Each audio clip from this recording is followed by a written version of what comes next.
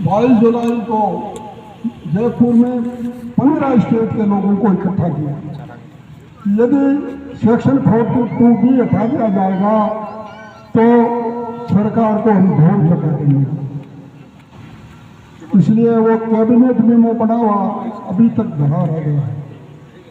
तो कानून तो नहीं हो पाया, लेकिन व्यवहार में यह है कि 55 के बाद में जो जमीनें थी और उसके बाद में जो अलॉटमेंट हुए उसमें से 10% भी शेड्यूल कास्ट और शेड्यूल ट्राइब्स के पास में हुए। अभी एक अब्दुल रहमान का फैसला आया कि नदी नालों की जमीन हटा दी जाएगी। मैंने 50 MLA को टेलीफोन पर व्हाट्सएप पर व्यक्तिगत मिलकर यह कह दिया इस कानून को बदलवाइए। किसी MLA की हिम्मत नहीं हो रही है सरकार में बात करने। मेरे साथ एक आदमी 35 साल से काम करते हैं, चीफ इंजीनियर से रिटायर हुए, बड़े मिलनसार, बड़े विलंबर, और मुझे गर्व है कि वो 35,000 वोटों से जनरल सीट से जैसलमेर से जीते। उनकी बेटी कांग्रेस से जिला प्रमुख रही है। मैंने उनको व्यक्तिगत जाके वो फैसला दिया। मैंने कहा कि आप का हमारा 30 साल से 35 साल से अपने तो है, हमारे लिए गर्व की बात है कि आप जनरल सीट से 35,560 वोटों से जीते हैं, इसलिए समाज के लिए गर्व की बात है। ये एक समस्या है। आज किसान आंदोलन के नाम पर पूरे देश में बमंत्र मचा हुआ है। तो हमारी जमीन थी तो सारी चली गई। हम किसके लिए संघर्ष करेंगे बता दीजिए। बिना संघर्ष से चले गए। तो उन्होंने लोकली का हुक्म जो संशोधन चाहते वो मैं करवा दूंगा, सिर्फ किसी और किसी करवा दीजिए। और मुझे कहते हुए अफसोस है कि 40 MLA में किसी की हिम्मत नहीं हुई कि वो जो मेरा एक प्रपोजल था कि 1955 में SC/ST के पास कितनी जमीन थी, 55 के बाद में कितनी अलॉट हुई,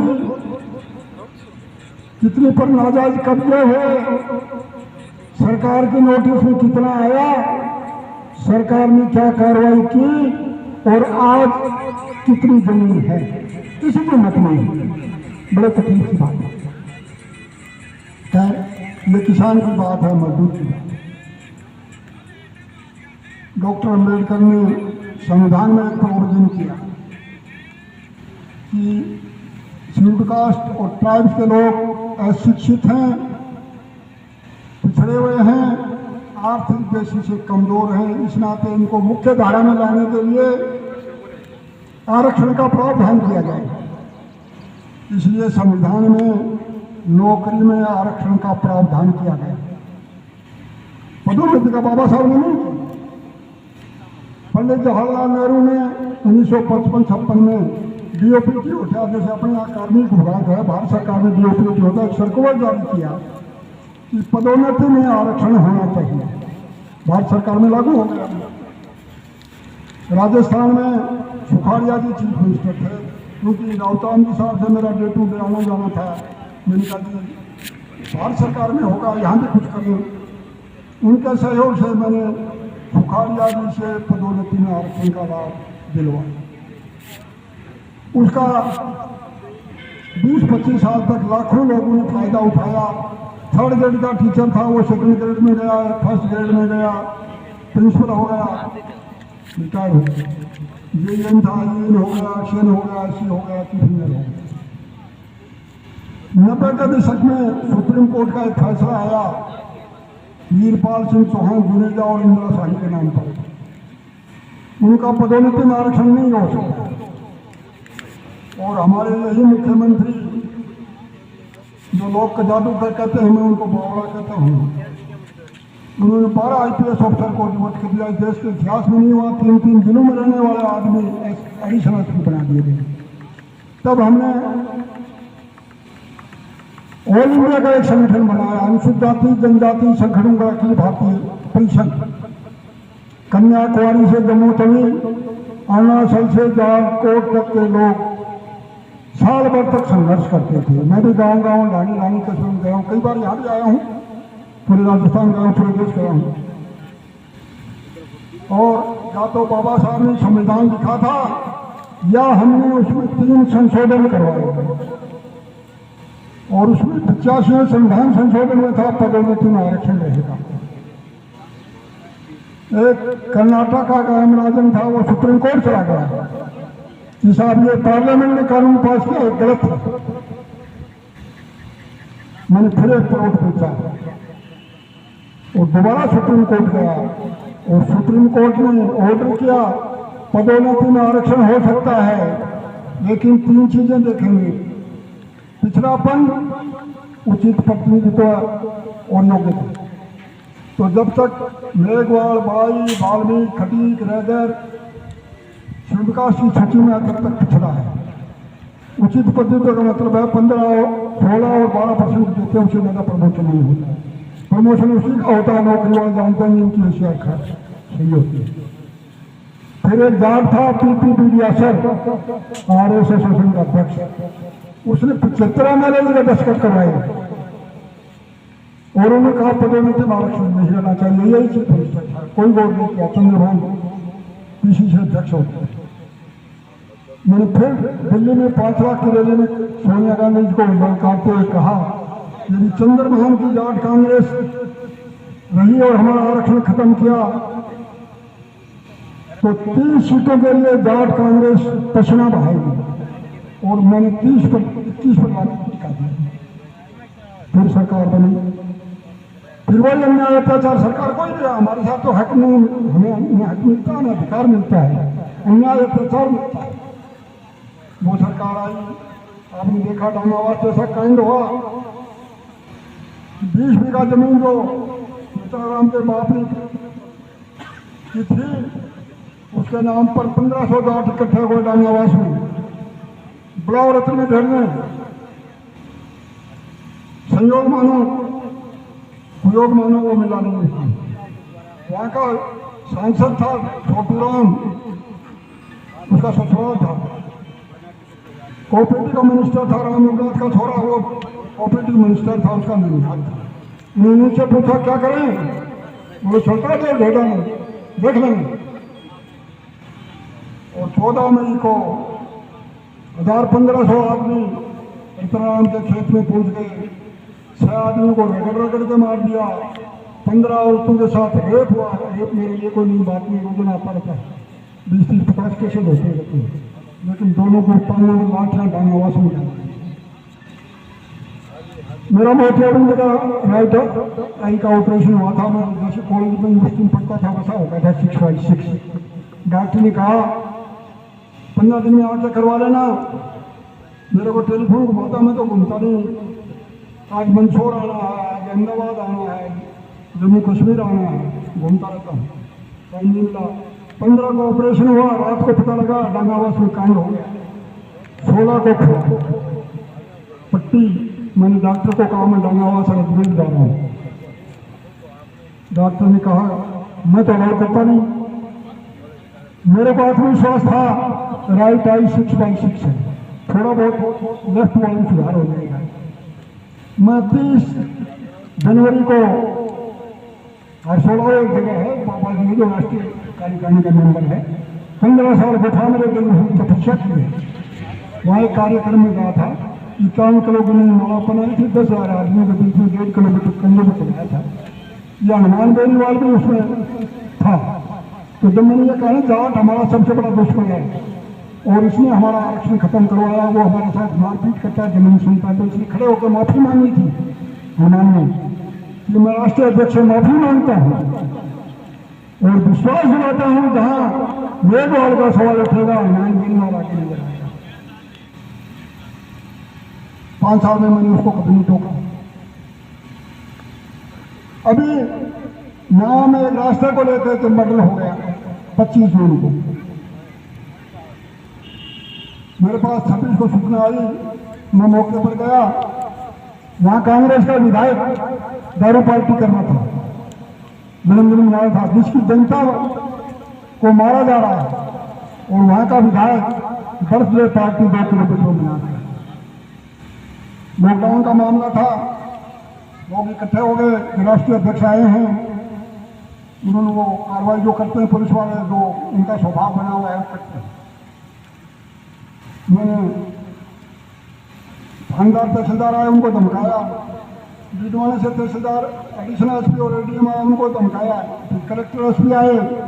मैंने पहले दलित का पैसा दो उसके खाते में, यादव था उसको घूमने से कानून करवाया था मैंने, नीतू आदर बदमाशी फिर यहीं कर रहा है।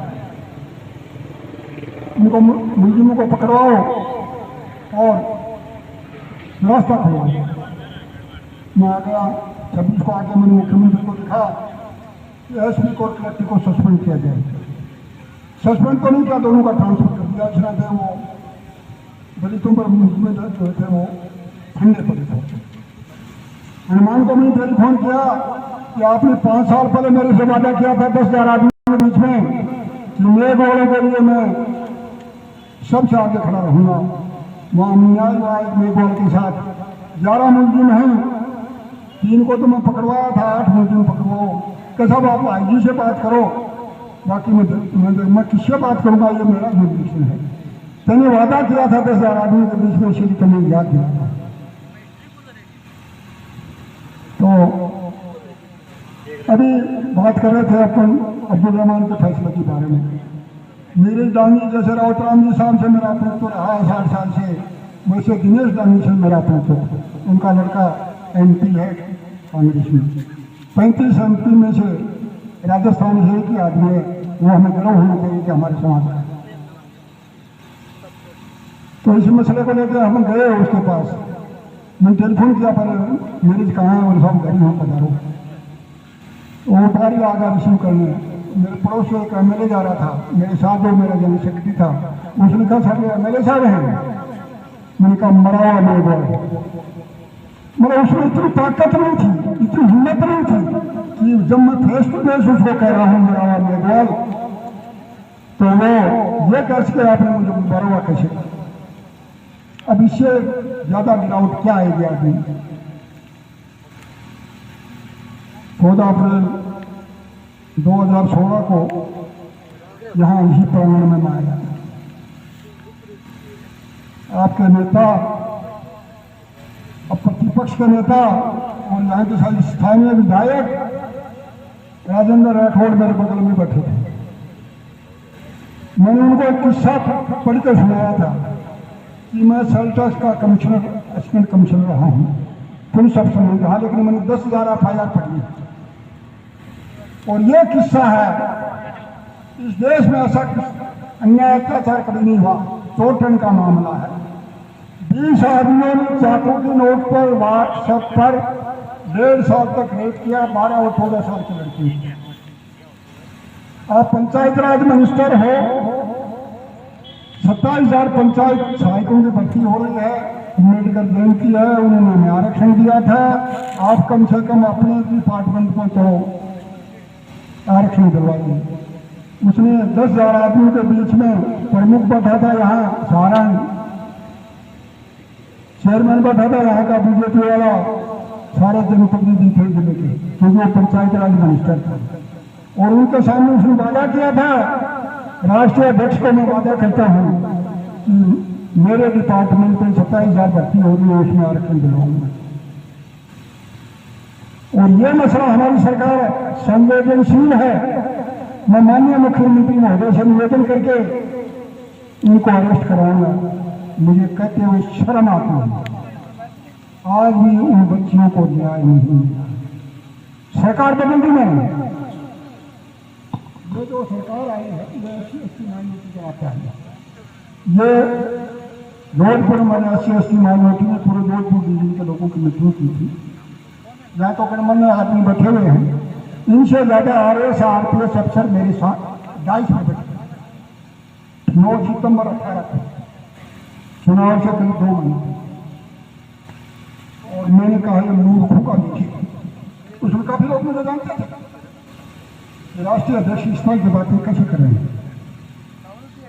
मैंने कहा नीचे लफंगे आदमी जिसने अपनी औरत को छोड़ दिया, वो कहता मैं नारी का सशक्तिकरण करेंगे।